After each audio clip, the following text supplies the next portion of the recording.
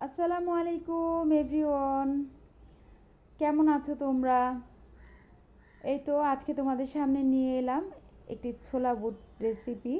তো এখানে ছোলা বুট দিয়ে কাতলা মাছের মাথার ঘন্ট করেছি। তো প্রথমেই দেখতে পাচ্ছ আমি ছোলা বুটের ডালটাকে সেদ্ধ করে নিয়েছি। এই ডালটা আমি প্রায় 2 থেকে আড়াই ঘন্টা ভিজিয়ে রেখেছি, তারপরেই তো সেদ্ধ করে নিচ্ছি। সাথে একটু লবণ অ্যাড করে দিলাম যাতে সিদ্ধটা তাড়াতাড়ি হয়ে যায়। তারপরে এই তো কাতলা মাছের মাথা। তো এই মাথাটাকে আমরা মশলার সাথে ভালো করে কষিয়ে তারপর রান্নাটা করে নেব। তো এই প্রথম পর্যায়ে আমরা পেঁয়াজ এবং মরিচটাকে ভেজে নিচ্ছি।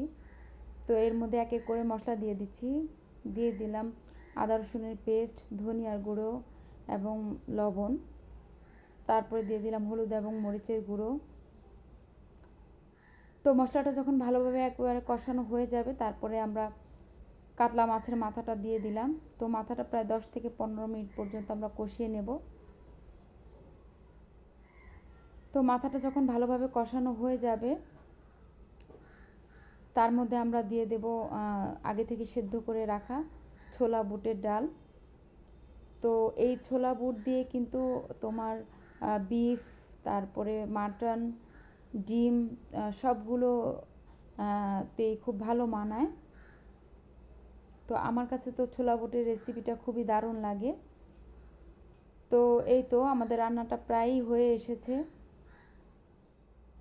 তো তোমরা এভাবে করে কে কে খাও অবশ্যই তোমরা কমেন্টসের মাধ্যমে জানাবে। তো শেষ পর্যায়ে এই তো দেখতে পাচ্ছ আমি জিরার গুঁড়ো অ্যাড করে দিলাম।